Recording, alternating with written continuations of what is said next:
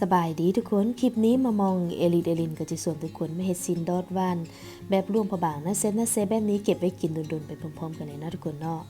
ก่อนอื่นเมื่อได้ซินงัวมาแล้วก็จิเอาไปล้างทำความสะอาดดีแล้วเรียบร้อยแล้วก็จิมาหั่นให้มันเป็นเส้นแบบสิเนาะหั่นไปตามรวงซีนแบบซีแล้วก็จิเฮ็ดเป็นดิ้วซ้ำนิ้วมือเนาะทุกคนเนาะได้แล้วเรียบร้อยแล้วบัดนี้เราก็จิมาผสมน้ำตาลแป้งนัวเกลือน้ำมันพืชและขิงบดเนาะทุกคนเนาะใส่ลงไปแล้วก็จีทำการนวดนะทุกคนเนาะแล้วเราก็จะนวดไปจนว่าให้น้ำตาลมันเหนียวดีแบบนี้เลยนะทุกคนเนาะหลังจากน้ำตาลมันเหนียวดีแบบนี้แล้วเรียบร้อยเราก็จะเอาซีนที่เราเตรียมไว้นี้ลงไปนวดใส่กับส่วนผสมนี่เลยทุกคนเขาก็จะนวดไปจนว่าให้น้ำตาลมันละลายไปกับซีนแบบนี้เลยนะทุกคนเนาะหลังจากเรานวดส่วนผสมเข้ากันดีแล้วเรียบร้อยแล้วเนาะวันนี้เราก็จะเอางาข้าวมาใส่สำหรับงาข้าวนี่ทุกคนก็สามารถกะปริมาณได้เองเนาะว่าจะใส่หลายหรือน้อยเนาะหมักหลายก็ใส่หลายได้ตามใจมักเลยทุกคนแล้วเราก็จะนวดส่วนผสมให้เข้ากันดีหลังจากเรานวดส่วนผสมเข้ากันดีได้แล้วเรียบร้อยแล้วเนาะ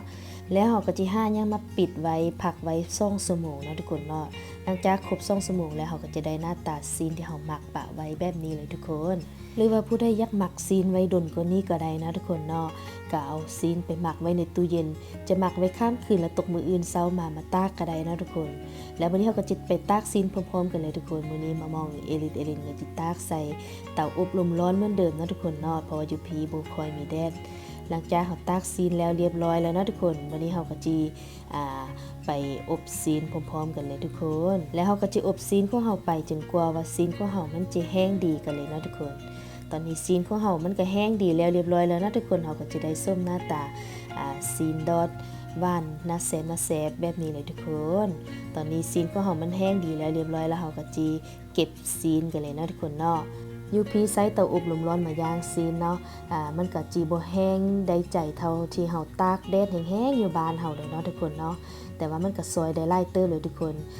ดีแล้วก็ปลอดภัยอีกเนาะทุกคนเนาะปลอดภัยจากแมงไม้แมงวันมาตอมเนาะทุกคนเนาะก็จะสะอาดปลอดภัยแบบนี้เลยทุกคนน่าแซ่บแบบนี้เลยบัดนี้เฮาก็จิบไปตั้งหม้อน้ำมันทอดกันเลยทุกคน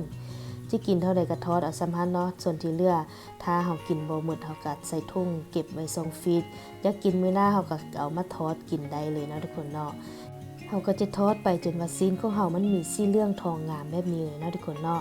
สีเหลืองทองงามน่าแซ่บแบบนี้แล้วเฮาก็จะเอาขึ้นไปพักให้เสด็จน้ำมันกันเลยทุกคนเฮ็ดบ่ได้ยากเลยเนาะทุกคนเนาะเฮ็ดง่ายๆที่สำคัญมันก็ต้องได้ใช้เวลาดนและอดทนกับมันจึงจะได้กินนะทุกคนเนาะเพราะว่าอดทนรอท่าตากซีนให้แห้งก่อนนะทุกคนเนาะจึงจะได้กินเนาะวิธีเฮ็ดจะซีนดอดซีนแดดเดียวนะทุกคนเนาะเฮ็ดบ่ได้ยากเลยง่ายๆทุกคนแต่ว่ากินยามได้ก็บ่เบื่อเนาะกินกับข้าวเหนียวฮ้อนๆนะทุกคนเนาะหรือว่ากินกับหยังก็แซ่บเนาะส่วนหลายก็จะเห็นอยู่ในงานดองหรือว่างานสำคัญมักเสิร์ฟเมนูนี้อยู่ถึงโต๊ะนะทุกคนเนาะซีนแดดเดียวเป็นของกับแกมได้ดีคักเลยทุกคนสำหรับผู้ใดจะได้เห็นคลิปนี้แล้วมักในการเฮ็ดอาหารเข้ามามองเอลินก็อย่าลืมพากันกดไลค์กดแชร์กดติดตามให้กำลังใจกันเด้อทุกคนสำหรับคลิปนี้มามองเอลินก็จิขอตัวไปก่อนเด้อไปแล้วทุกคนบ๊ายบาย